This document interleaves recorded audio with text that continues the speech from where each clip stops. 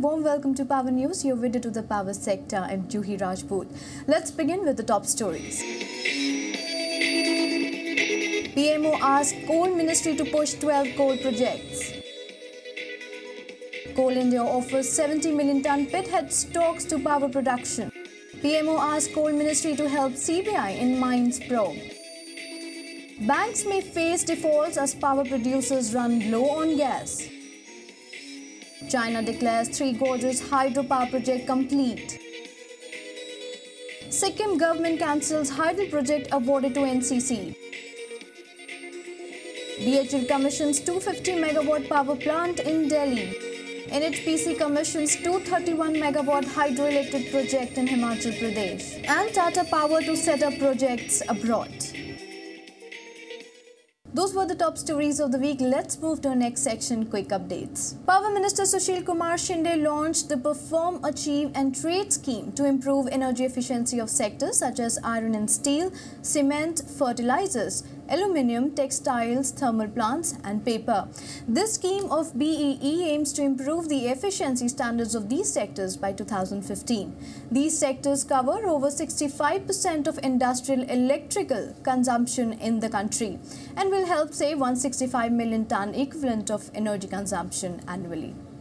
The Uttar Pradesh Assembly on Tuesday passed the resolution proposed by Chief Minister Akhilesh Yadav to import coal for the new power generation units in case the centre has refused to allot coal linkage for these units.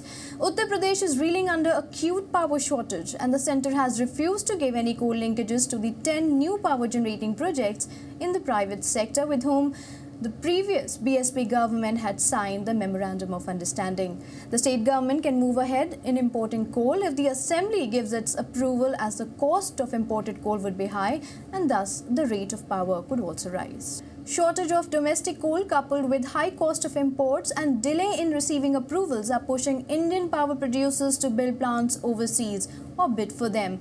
India's largest power producer, Tata Power, is now evaluating Vietnam, Indonesia, Turkey, Africa and West Asia to build coal, gas and hydropower projects. Overseas markets like Indonesia, Nigeria, Mauritius, Kenya and Africa regions have recently started looking at private participation in power, which has thrown opportunity for Indian companies.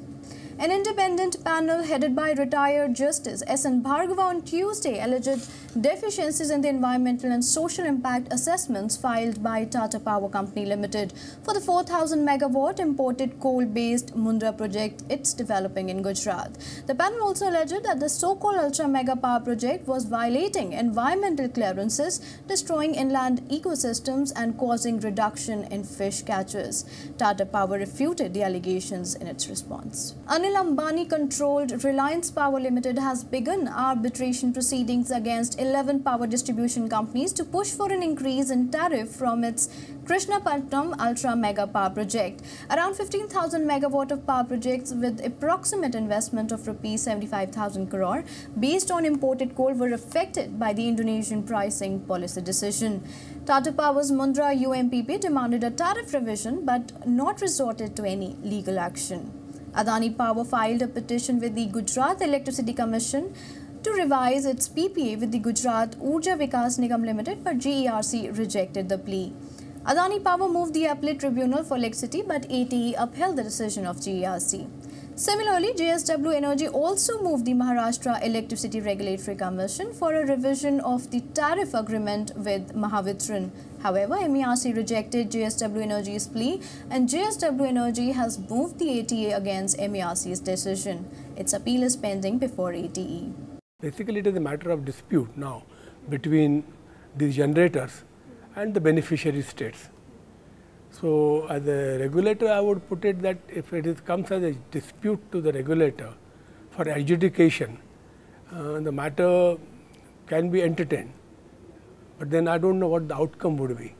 Well, there would be others who had competed for the same bid and they may have objection if you were to go only by that. But if it is a matter of adjudication based on the pragmatic approach, saying that if the state discoms were to go for new bids, they will have to pay even more.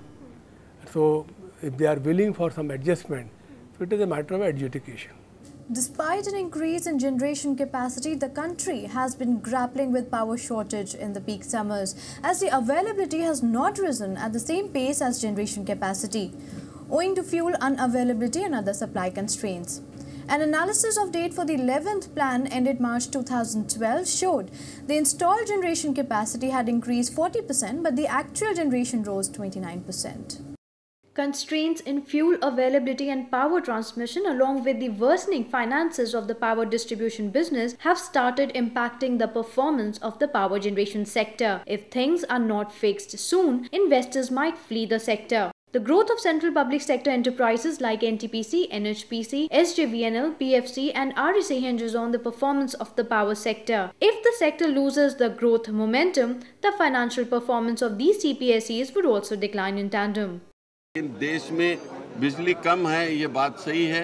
अभी summer का वक्त है, विशेषतः दिल्ली और बड़े शहरों में इसका इफेक्ट होता है, लेकिन एक वक्त था कि हमारे एनटीपीसी में बिजली ऐसी पड़ी रहती थी, कोई लेने के लिए तैयार नहीं था।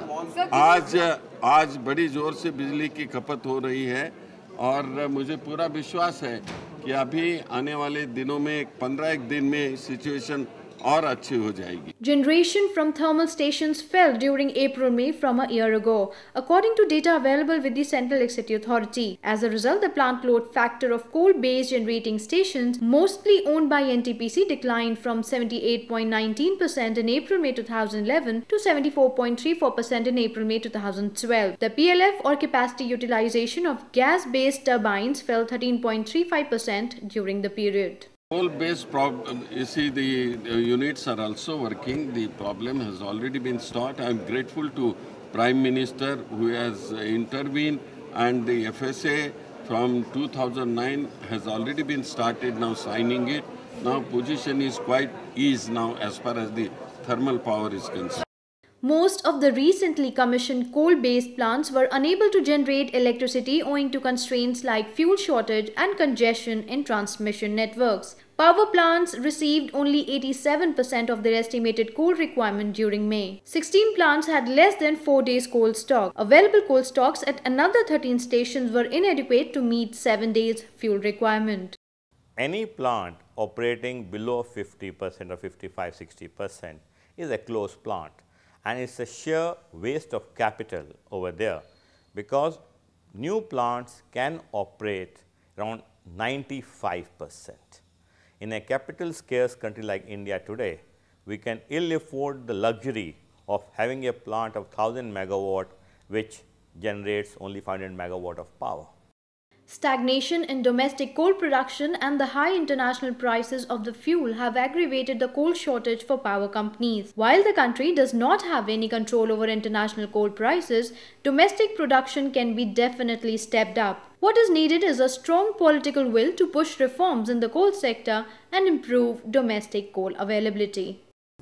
India will shortly impose 5% import duty on power generation equipment in a move that will benefit domestic firms including Bharat Heavy Electricals Limited and Larsen & Toubro Limited that have been lobbying with the government to limit imports. In addition, the government will also impose a 10% countervailing duty, a sort of equalization levy to make up for the excise on local products, and 4% special additional duty, taking the total to 19%.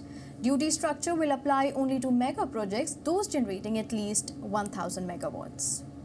Currently, equipment imported for projects of less than 1000 megawatt capacity attract 5% customs duty, while those above that are exempted. There are demands to slap higher duty on overseas power gear to provide a level playing field for domestic manufacturers. In May, the cabinet had deferred the proposal to raise the duty on imported power gear. The ministers of Power and Commerce had suggested 19% levy, while the Heavy Industry Ministry recommended a duty of 14%. Today there are 7 factories have come in this India, and certainly when these factories have come in the joint sector and the foreign companies have joined, we must have to protect them. So in that reference, we are doing, you see, some way, but the matter is pending before the cabinet. I cannot disclose. The contentious move, which has been in the works since 2010, will affect Chinese power generation equipment firms such as Shandong Electric Power Construction, Shanghai Electric Group, Dongfang Electric, and Harbin Power Equipment, and their Indian customers, power companies such as Reliance Power, Lanco Infratech, and Adani Power. Any rise in the cost of the equipment may also lead to higher power tariff. India continues to need cheaper power. We have to make our manufacturing industry competitive globally, and manufacturing industry does not mean only power plant manufacturers. For saving or for giving advantage to 4 or 5 power plant manufacturers, we cannot demoralize and we cannot make the whole range of industry uncompetitive. The government is likely to exempt companies from paying customs duty on equipment imported for existing mega power plants and for which orders have already been placed. Under the current policy, mega power plants do not attract any import duty on equipment. Exemption is being planned to ensure projects that had mega status continue to get incentive since they had already placed orders and signed power purchase agreements with distribution companies based on certain cost assumption.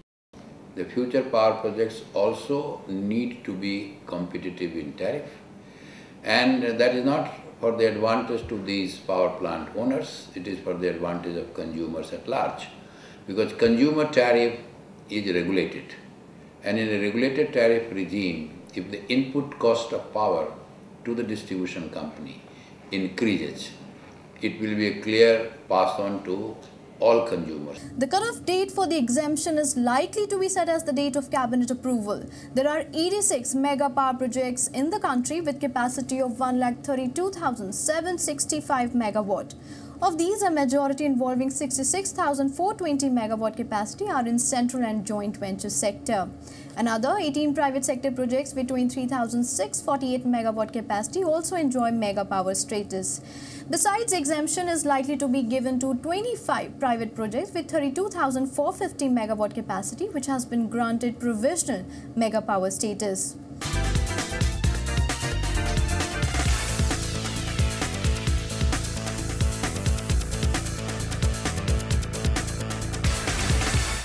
Welcome back. Today in the State Focus segment, we'll talk about Gujarat. The Western Indian state of Gujarat has pulled well ahead of others, including the long-time favorite Rajasthan, in investing in solar technology and projects. According to the latest industry numbers, Gujarat alone has a solar power production capacity of 600 megawatt, while the combined solar power generation elsewhere in the country stands at 400 megawatt. At a time when the country is facing an acute power crisis, projects like this one could well chart out the roadmap for future sustainable power generation.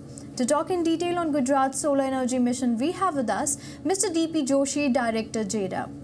Mr. Joshi, Gujarat has taken lead in solar power generation.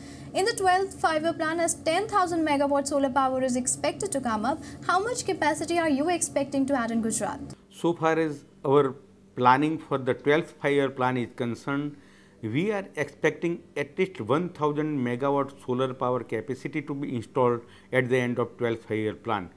This will also include solar rooftop programs for Gandhinagar as well as 5 other cities like Surat, Vadodara, Mehsana, Rajkot and Bhavnagar. Jawaharlal Nehru Solar Mission was launched in 2010. What are the major policy ingredients that made Gujarat a favorite destination for investment?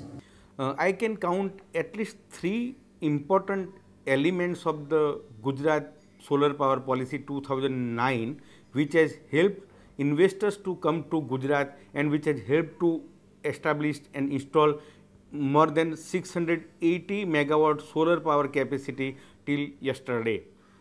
Those elements are, firstly, it was decided by the state government that evacuation of solar power from 66 kilowatt and above will be done and will be carried out by state utility, that is Gujarat Transmission Company Limited, and JETCO has already rather successfully proved that the organization can successfully lay the lines for transmission in time.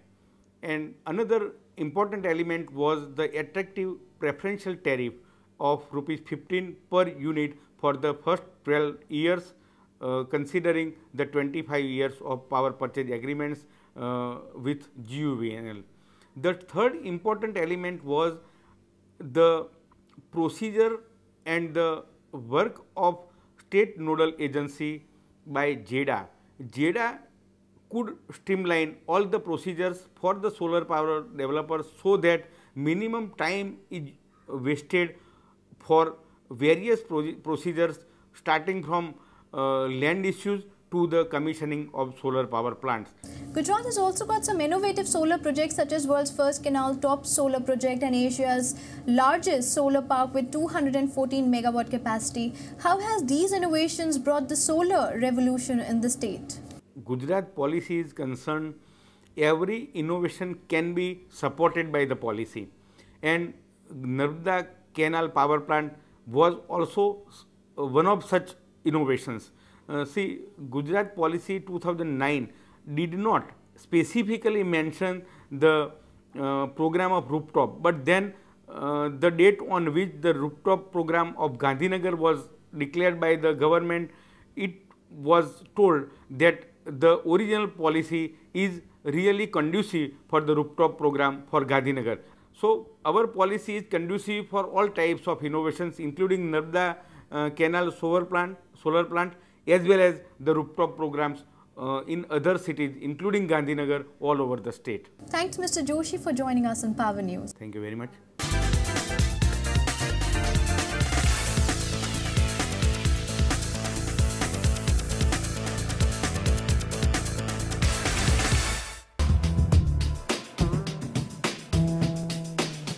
Welcome back. IFAPCA is a dynamic international organization playing critical role in promoting international fellowship and cooperation in developing beneficial relationship between governments and contractors in the region. The 40th IFAPCA convention is happening in India and is organized by the Builders Association of India, the apex of All India Construction Association and one of the premier institutions of its kind with a 70-year-old heritage. The convention offers a perfect platform for closer cooperation among member nations while fostering the sharing of ideas, experiences and new technology. This will encourage collaboration among neighboring contractors and builders and a better trading environment for the construction industry in the region. The 40th IFAPCA convention would provide a tremendous opportunity to those of you who are closely associated with the construction industry by way of offering related products and services. This international event, being staged in Kochi, India, after a long spell of 22 years, provides a unique platform unprecedented in scale. The 40th IFAPCA convention could not have come to India at a more opportune time since the country is today a fast-developing, world-class economy brimming with opportunities. The theme of the 40th convention will be on harnessing emerging technologies to ensure responsible infrastructure in an inclusive, socially responsible and eco-friendly manner, be it public transport systems, buildings or housing complexes. The 2013 IFAPCA convention would bring together around 1,000 delegates from 16 member countries.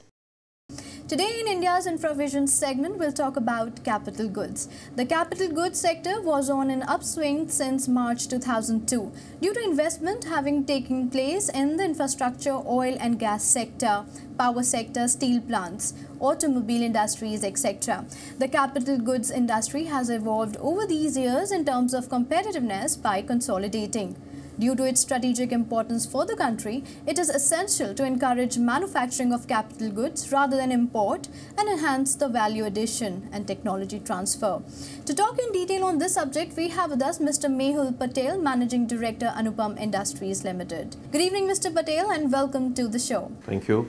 Mr. Patel, first of all, tell us how has been the growth in capital goods sector in recent years and what are the major issues that this sector is facing? Nowadays, since last 1.5 years, the economic situation has slowed down and the pace of the investment in the infrastructure industry, the power sector, there has been quite a bit of slowdown in last 1.5 years. This has affected capital good industry substantially in terms of shrinking of the top line, shrinking of the margins. There has been a liquidity issue. So basically, capital good manufacturing industry is passing through a bad phase of time currently. How do you see growth prospect in capital goods sector in coming years? Yeah, unfortunately, yeah, we are passing through the bad phase, but I think this is purely a temporary thing. We will get over this time phase very shortly. India cannot afford to have this economy going on for a long time. In any case, India need a huge infrastructure. There is a huge infrastructure need for the India as a country, and there has been an ambitious plan of $1 trillion investment. Apart from that, there has been a substantial shortfall in the power sector, and there is a huge need in the country for putting up the power project in the coming year. With this scenario, I am sure the looks are going to be turned around very soon, and there will be a substantial growth prospects for the infrastructure industry and the power segment and the port sector segment as a whole. And this will translate the capital good industry into a substantial growth opportunity for the entire industry. There's a manpower shortage in construction as well as equipment manufacturing industry. How much the National Skill Development Program be helpful in meeting the requirement of skilled operators, technicians across the construction equipment industry? Yeah, there has been quite a big shortfall in this skills at the technician level and operator level within the industry. Of course, the National Development Program will help to certain extent. As the requirement is quite huge, it cannot fully cover up. The best way is the big companies and corporate should invest more and more in training, in-house training and developing the skills, which could be solve two purposes. One is the CSR, and second is it will feed the industry the required skill in terms of at an operating level. Now, coming to Anupam MHI, which are the major equipments of Anupam MHI in material handling equipment segment? Yeah, Anupam MHI is a joint venture company between Anupam Industries Limited and Mitsubishi Heavy Industries Japan. The products of the joint venture company is the port cranes, mainly the ship-to-shore crane and rubber tire crane. And this is the first company in India to enter into this project, and the infrastructure what we are creating for this business is the first in the country and very few in the world. And this venture of Anupam MHI will not only substantially help the Indian port sector, but also will put India as a country into the port equipment segment globally. How have been the order books of Anupam MHI so far? So far, we have got two large contracts from one government sector port, largest, which is JNPT, and one from the private port, Krishnapatnam. The total order worth is around 300 crore, and we are expecting another 400-500 crore orders which are in pipeline. Material handling equipment market is expected to grow significantly in India, Middle East, Asia and Latin America. How are you planning to tap these markets? Yeah, going forward, of course, India, there is going to be a substantial growth. So we have a well after-sales service network in almost all the major cities. In Middle East, Latin America and Southeast Asia, there is expected to be a substantial growth. So what we have done is we have opened up the offices in Dubai, Saudi Arabia, Qatar. We already have a very strong local agent in place in South Korea, in Malaysia, in Brazil. And we have started the marketing activity quite aggressively, and we have started getting breakthroughs in terms of many orders for the Middle East. We have got one large contract from Brazil, from one of the largest shipyards. We have also started getting the contracts from the EPC companies like Hyundai and others from Korea. So we will go on encashing these breakthroughs by more aggressive marketing activities in these territories. Thanks, Mr. Patel, for joining us in this program. With this, we come to an end of this edition of Power News. Keep sending us your suggestions and views at powernews@zeenetwork.com or call us on 011-405-60701. As always, we look forward to your feedback. Do join us next week for more news and updates. Till then, goodbye and take care.